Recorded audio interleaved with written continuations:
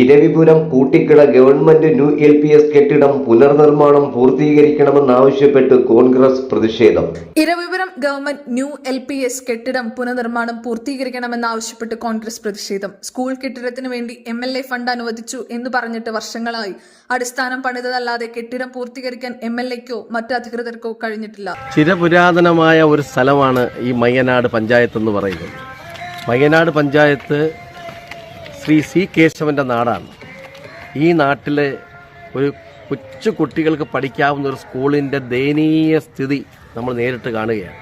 ഇവിടെ ഒരു MLAക്ക് കിട്ടുന്ന സമയം എന്ന് പറയുന്നത് 5 വർഷക്കാലമാണ്. പക്ഷേ ഇവിടുത്തെ MLAക്ക് 9 വർഷമായി അദ്ദേഹം MLA ആയിട്ട്. ഒരു വർഷം കൂടി കിടക്കുകയാണ്. 10 വർഷം ഒരു MLAക്ക് കാലാവധി പൂർത്തിയാക്കാൻ കിട്ടുക എന്ന് പറയുന്നത് അദ്ദേഹത്തിൻ്റെ നിയോജക മണ്ഡലത്തിലെ സ്കൂളുകൾ, കോളേജുകൾ, അതുപോലെയുള്ള ആതുര സേവന രംഗത്ത് പ്രവർത്തിക്കുന്ന സ്ഥാപനങ്ങളെല്ലാം വൃത്തിയാക്കുക, ചിട്ടപ്പെടുത്തുക, നന്നാക്കുക എന്നുള്ളതാണ് ഒരു MLAയുടെ പ്രാഥമികമായ കടമ. എന്നാൽ നിങ്ങൾ നോക്കിയേ, മയ്യനാട് പഞ്ചായത്തിലെ വളരെ വർഷങ്ങൾ പഴക്കമുള്ള ഒരു LP സ്കൂളിൻ്റെ ഒരു ദയനീയമായ അവസ്ഥ. കാട് കയറി കിടക്കുകയാണ്. പാമ്പും ചേരയും ഒക്കെയായി കിടക്കുന്ന ഒരു സ്കൂൾ. ആ സ്കൂളിൻ്റെ ശോചനീയാവസ്ഥ പരിഹരിക്കണം എന്നാവശ്യപ്പെട്ടുകൊണ്ട് ഇവിടുത്തെ കോൺഗ്രസ് മണ്ഡലം കമ്മിറ്റിയും ബൂത്ത് കമ്മിറ്റി നേതൃത്വത്തിൽ സമരം നടക്കുകയാണ്. ഇവിടെ MLA എന്നുള്ള നിലയിൽ ഇവിടുത്തെ MLA ശ്രീ നൌഷാദ് ഈ സ്കൂളിനെ തിരിഞ്ഞു നോക്കിയിട്ടില്ല. ഞാൻ മനസ്സിലാക്കുന്നത് കഴിഞ്ഞ പ്രാവശ്യം ഉണ്ടായിരുന്ന HMൻ്റെ നേതൃത്വത്തിൽ കുറേ ഡെവലപ്മെൻറ്റ്സ് ഒക്കെ ഹൈസ്കൂളിൽ നടന്നിട്ടുണ്ട്. പക്ഷേ കൊച്ചുകുട്ടികൾ പഠിക്കുന്ന ഈ സ്കൂളിൽ ഇതുവരെ യാതൊരുവിധ വികസന പ്രവർത്തനം നടന്നിട്ടില്ലെന്ന് മാത്രമല്ല, ഈ സ്കൂൾ കെട്ടിടം, പ്രാദേശികമായ സ്കൂൾ കെട്ടിടത്തിൽ കൊച്ചുകുട്ടികൾക്ക് ബാത്റൂമിൽ പോകാനുള്ള സൗകര്യമില്ല. ഗവൺമെൻറ്റിനോട് കേരളത്തിലെ പൊതുവിദ്യാഭ്യാസ രംഗത്തും കേരളത്തിലെ സ്വകാര്യ വിദ്യാഭ്യാസ രംഗത്തും ഒരുപാട് പ്രശ്നങ്ങളുണ്ട്.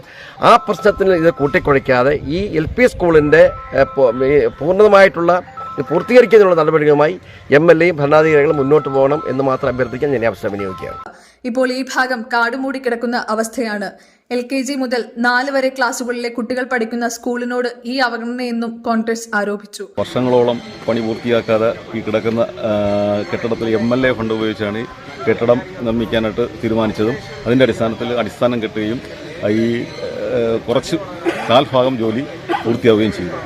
നിർഭാഗ്യവശാൽ ഇന്ന് ഈ സ്കൂൾ പരിസരവും സ്കൂളും സാമൂഹ്യ വിരുദ്ധരുടെ ഒരു വിഹാര കേന്ദ്രമായി മാറുകയും വേസ്റ്റുകളും മറ്റും സ്ഥാപിക്കുന്ന ഒരു ചണ്ടിടിപ്പായിട്ട് മാറിയിരിക്കുകയാണ്. ഈ പ്രദേശത്തെ സാധാരണക്കാരായ മനുഷ്യരുടെ വീട്ടിലെ കുട്ടികൾ പഠിക്കുന്ന സ്കൂളിന് പൊതുവിദ്യാഭ്യാസ വകുപ്പും MLAയും ഒക്കെ ചേർന്നുകൊണ്ട് ഒരുക്കിയ ഒരു പദ്ധതിയുടെ ഭാഗമായിട്ട് ഇവിടെ അനുവദിക്കപ്പെട്ട ഒരു കെട്ടിടമാണ് ഈ നിലയിൽ കിടക്കുന്നത്. പ്രദേശത്തെ സാധാരണക്കാരായ മനുഷ്യരുടെ കുട്ടികൾ പഠിക്കുന്നത് കൊണ്ടാണോ ഇടതുപക്ഷ സർക്കാരും ബന്ധപ്പെട്ട MLAയും ഭരണകൂടവും ഈ സ്കൂളിന് അനുവദിക്കപ്പെട്ട ഈ കെട്ടിടത്തിന് ഇത്രയും വലിയ അവഗണന കൊടുക്കുന്നത് എന്ന് യൂത്ത് കോൺഗ്രസിന് ചോദിക്കാനുണ്ട്. 5 കൊല്ലമായി ഇതിൻ്റെ നിർമ്മാണ പ്രവർത്തനങ്ങൾ ആരംഭിച്ചുകൊണ്ട് അതിൻ്റെ ഉദ്ഘാടനം നിർവഹിച്ചിട്ട് 5 കൊല്ലത്തോളമായെന്നാണ് പ്രദേശവാസികൾ ഉൾപ്പെടെയുള്ളവരുടെ സംസാരത്തിൽ നിന്ന് നമുക്ക് മനസ്സിലാക്കാൻ കഴിഞ്ഞത്. ഇത്തരത്തിൽ ഈ കടുത്ത അവഗണന ഇനിയും തുടർന്നാൽ അതിശക്തമായ പ്രതിഷേധം കോൺഗ്രസിൻ്റെയും യൂത്ത് കോൺഗ്രസിൻ്റെയും ഭാഗത്തു നിന്നുണ്ടാവുമെന്ന് അറിയിക്കുകയാണ്. കോൺഗ്രസ് പ്രതിഷേധം ആദിക്കാട് മധു ഉദ്ഘാടനം ചെയ്തു. വാർഡ് പ്രസിഡന്റ് നിസാം അധ്യക്ഷത വഹിച്ചു. മണ്ഡലം പ്രസിഡന്റ് അജിത്ത്, ബ്ലോക്ക് കമ്മിറ്റി അംഗങ്ങളായ ലിസ്റ്റോൺ, ജിഷ്ണു കൂട്ടിക്കട. ഈ കെട്ടിടത്തിന്റെ അവസ്ഥ എന്താ മനസ്സിലാവും. ഇഴജന്തുക്കൾ കൊണ്ട് നിറഞ്ഞിരിക്കുന്ന ഒരു അവസ്ഥയാണ്. വയനാട്ടെ ഒരു പ്രശ്നം നമുക്ക് ഓർമ്മയുണ്ട്. കാരണം ഒരു കുട്ടിയെ പാമ്പ് കടിച്ച് മരിച്ച നമ്മുടെ ഓർമ്മയിലുണ്ട്. ഈ സ്കൂളിൽ LKG UKG തൊട്ട് 1 തൊട്ട് 4 വരെയുള്ള പിഞ്ചു കുഞ്ഞുങ്ങൾ, പാവപ്പെട്ട വീട്ടിലെ പിഞ്ചു കുഞ്ഞുങ്ങൾ പഠിക്കുന്ന സ്കൂളാണ്. ഈ സ്കൂളിലെ കുട്ടികൾക്ക് ജീവന് ഭീഷണിയായി മാറിയിരിക്കുകയാണ് ഈ ഇഴജന്തുക്കളുടെ ആവാസ കേന്ദ്രം.